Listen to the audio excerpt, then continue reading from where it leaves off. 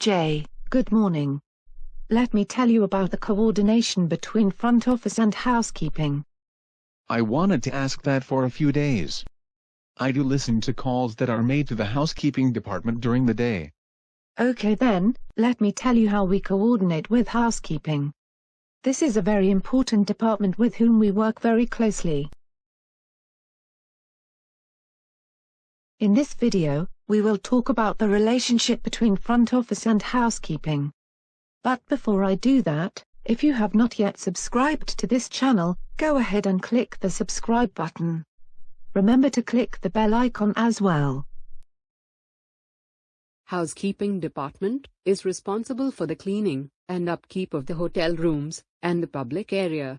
That is correct. So without a go-ahead from the housekeeping department, we cannot sell the rooms to guests.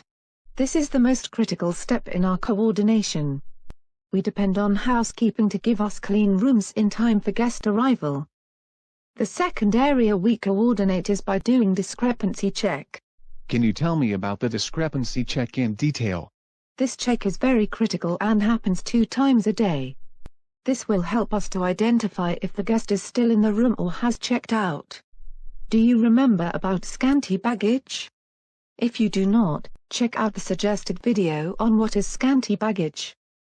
If a guest is termed as scanty baggage, we must pay attention to the guest movement so that they do not move out of the hotel without paying.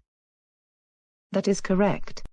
So the discrepancy check helps us to identify these situations. Housekeeping will let us know if the guest is in the room and how many guests are staying.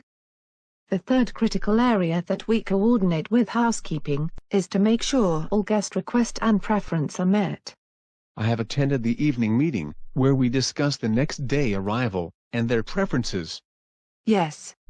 These are the 3 major areas we coordinate with housekeeping on a daily basis. We also work with them closely for any special events, decorations, etc.